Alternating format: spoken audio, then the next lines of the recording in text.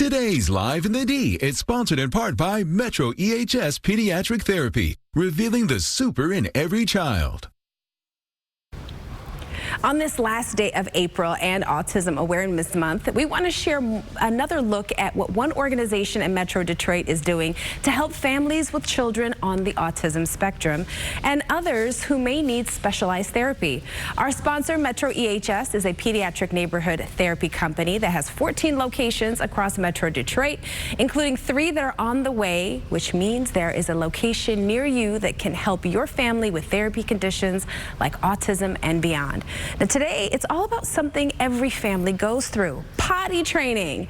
It's something that can be very challenging, but today is joining us to share how we can help our Deanna Coker, board certified behavioral analyst, and Kelly Johns, the director of physical therapy with MetroEHS. Good morning to both of you. Thank you for being with us. Good morning. Potty training is a thing. It's a big thing. It's a big thing. So what are the signs that a child is ready for potty training? So typical signs that a child is ready to start potty training would be when they can hold their bladder for extended periods of time, so either overnight or for consecutive hours at a time. They may start to play with their diaper kind of on and off. If they are getting curious about it, they may be getting curious about the potty, or they could start to tell you that they have to go, or they could even start to show you some like little potty dances. Like the wiggle that even grown-ups get sometimes. Yeah. So how do you know if something else might be the issue? So when we're looking at potentially like a pelvic floor complication or something else is just not sitting right with your child, you're trying potty training, there's so many different things, but a few things that I like to see or hear that parents come in at is if they were fully potty trained, doing really well, and all of a sudden there's a regression, if you're struggling with constant constipation, or if they're still going in the night, is a really hard thing that parents cannot tackle. And then sometimes it's the kids are going on the toilet frequently, but they're still having those accidents. So that is really like what's underlying cause, what else is going on that this kid can't get that last little to the 100% milestone. So what do you do to assist a child that's struggling, physiologically with pottying?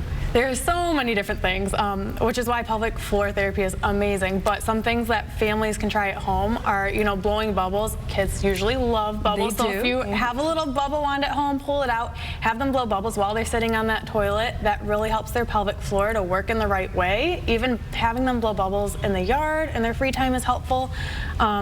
Getting the little stool, squatty potty, getting their legs up in that right 90 degree angle is so helpful to kind of just get their pelvis tilted in the right way and open those floodgates up. And then really just some belly breathing, working on is their belly able to rise and fall if their hand is on their belly when they're breathing, and trying to focus that attention on there. So, okay. Yeah. I didn't even know there were squatty potties for kids, so you learn something new every day.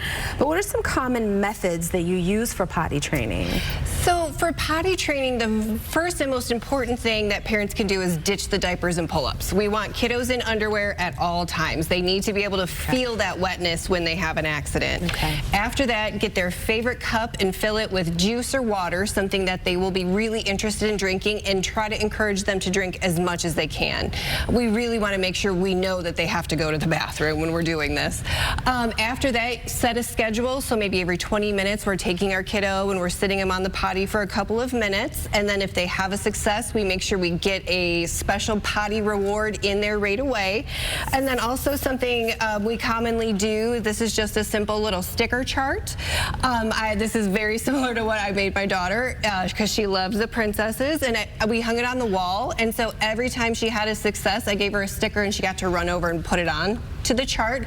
She loved it, and she just got to see how many times she was able to go in the potty. Yeah, so you're tracking your progress. Yep. Even adults like that for things. Absolutely. So that's an awesome idea for kids. Well, Deanna and Kelly, thank you guys so much for being with us. Thank you. Yeah, and of course, sharing all the great therapy that you provide at your locations. All of this was fascinating. I learned a lot. I hope you guys did too.